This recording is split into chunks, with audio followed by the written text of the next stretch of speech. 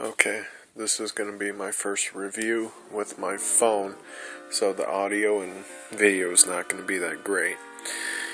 So, this with the Sega, and the game is called Ghouls and Ghosts.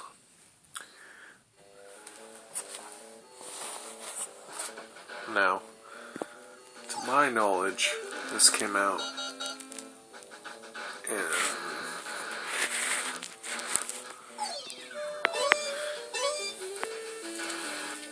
1988, but it came out for the Sega in 1989. That's what it says right there. Everyone can see it. But this was one of the first games I ever played for the Sega. I really enjoyed it. Extremely difficult. It was also two-player, so you took turns, just like in Mario Brothers and a select few others. If you played it in professional, you were able to beat the game in one sweep, I think. I've never done it before, but I'm going to do it on practice, and if you do it on practice, you have to redo it again with your special weapon that you get at the end, which is pretty much a wand or something like that. So here we go. So it looks a lot like the NES version from what I've seen. Just the graphics are a little bit updated. Now it's pretty much the same. The main weapon you got here, I don't know if it's any better than the knife. I don't really recall, because every single weapon in this game is pretty unique. The worst weapon to really get is the flame, and the axe is pretty terrible. But with your powers, when you get the upgraded armor, which is gold, each one of your weapons does a different, unique ability. So I'm able to do lightning there. But maybe I can... Maybe I can find a different weapon. I don't know. It's very hard to determine with this game.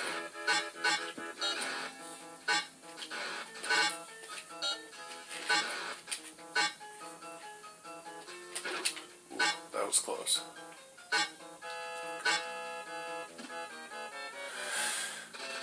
But like I said, everything is pretty good for back in the day, especially with the Sega.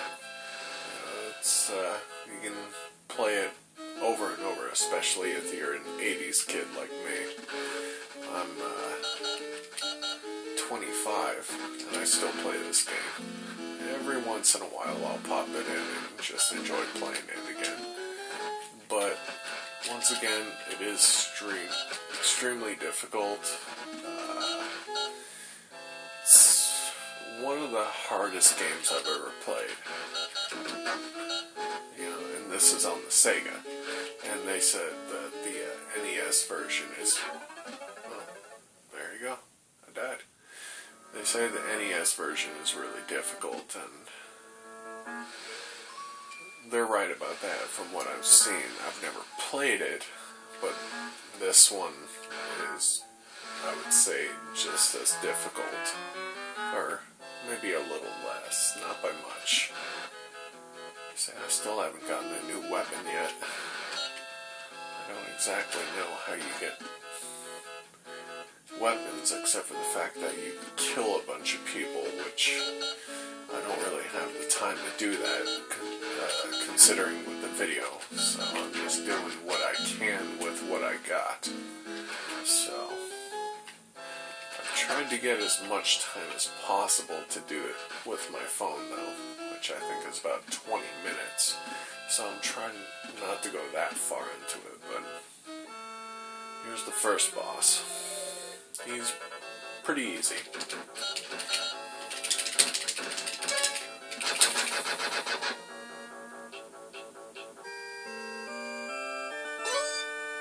Like I said, he's pretty easy.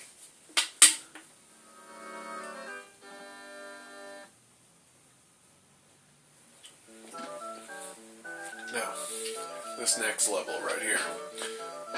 Ooh, that was close. Oh, this is a little bit too much going on at once. These heads bouncing and stuff remind me of Predator helmets. I'm surprised I'm still alive. Holy crap. Jeez. The sword sucks, but it's okay. See, that's one weapon that you don't see in the NES version. So let's continue. It's not the greatest weapon, but up close and personal, I guess you could say.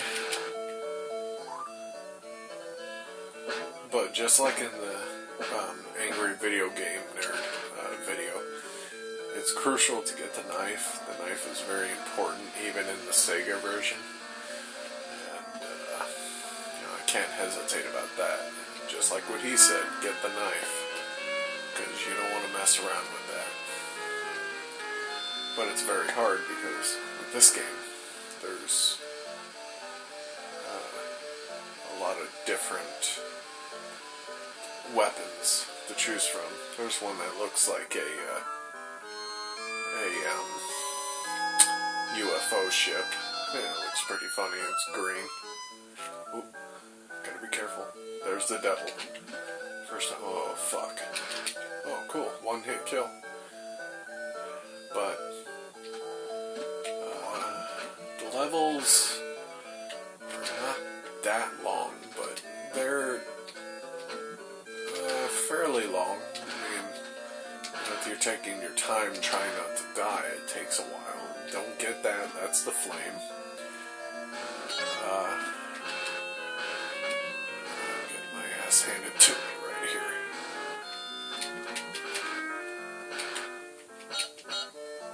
Yeah. Oh! But, well, I lost my 3 lives. But just like in the NES version, you're able to start at your checkpoint, and there are checkpoints throughout the levels. On the NES version, I don't know about that because I've never seen anything spoken about that. So, you have to forgive me about that. What else can I tell you about this game? The music's good. I mean, I don't have any real complaints about the music with this game. It's, it is what it is. Ooh, I'm surprised I didn't die there. Oh, that was close. So here's this second boss. It's not easy, especially since I have a damn knife. Or the sword. So this doesn't help, which means I need a new weapon, and I can't really do anything right now. Unless maybe if I go back. Nope, I'm stuck with the damn sword. So if I beat this guy with the sword, I'll be shocked.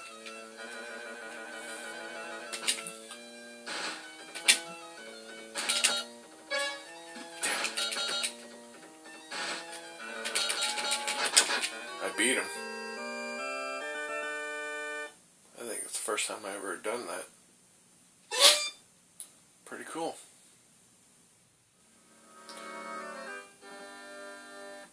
So I'm about halfway through the game already, and I still haven't gotten the knife.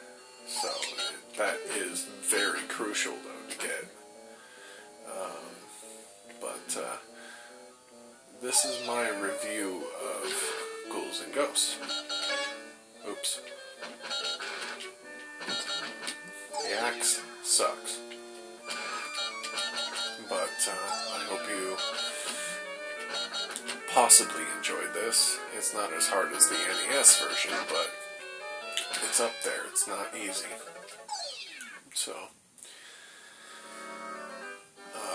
once again, I hope you enjoyed this, and I hope you liked watching it, and I hope that it might give you a little bit of info of what you're getting yourself into when it comes to the console versions of Ghouls and Ghosts, or Ghosts and Goblins, however you want to put it. So, thank you for watching, and have a good one.